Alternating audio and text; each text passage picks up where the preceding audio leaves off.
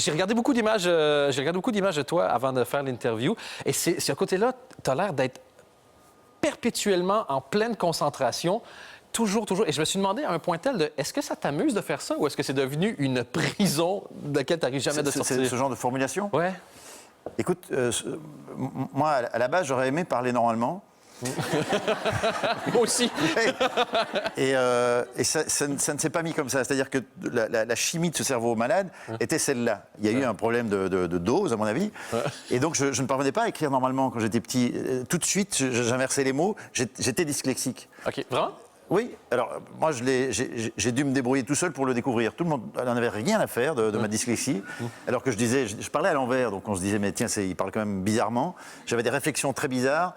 On s'est dit, regarde, il est fatigué ou ça va aller beaucoup mieux. Après 22 ans de fatigue, tu t'es dit, il y a peut-être quelque chose qui cloche. Tu dis, il faut faire une solide sieste.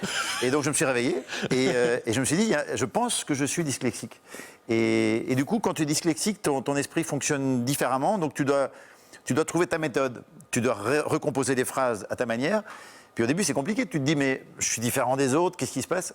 Et puis tu te rends compte que ça fonctionne malgré tout. Ouais. Je prends l'exemple du vase qui tombe par terre, il casse en 1000 morceaux, puis tu le recolles un peu, c'est plus vraiment le même vase, mais en fait, il est pas mal ce vase, parce que c'est ton vase. Et voilà. Et donc moi, j'ai fait mon vase. Ah. Ouais.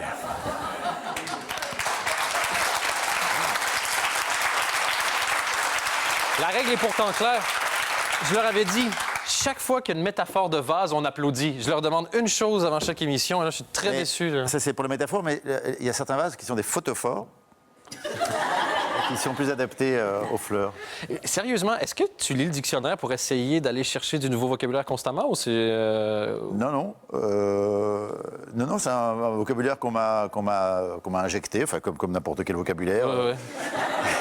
C'est une prise de... Faut faire gaffe à ne pas faire d'overdose de vocabulaire, par contre. On est bien d'accord. Non, mais il ne faut pas faire d'overdose de jeux de mots permanents. Moi, je me rends compte, j'essaie de me calmer à ce niveau-là, parce que c'est vrai que j'ai ce réflexe-là. Depuis que je fais de l'impro, tu connais l'impro, oui. Tu en fais beaucoup et on le sent. Moi, on m'a appris à associer les mots par le... Qu'est-ce qui se passe?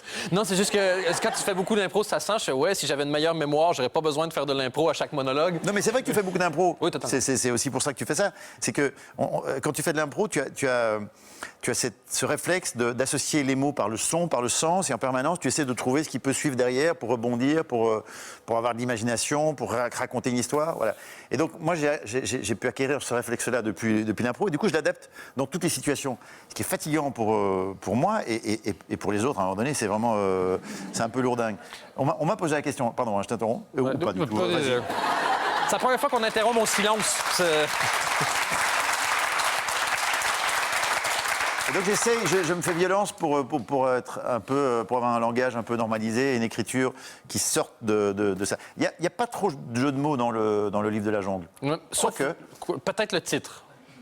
Ah bah alors ça c'est... Je vais juste checker. Le livre de la jungle. Là je vois pas du tout le jeu de mots, mais... Le livre de la jungle. C'est un jeu de mots. Ouais, ça... Oh! Plus fort, ils n'ont pas entendu. C'est un jeu de mots. Ils n'ont toujours pas compris, ils ont rigolé. Toujours rude quand tu dois répéter deux fois. C'est le génie de Stéphane de Groot, c'est malade!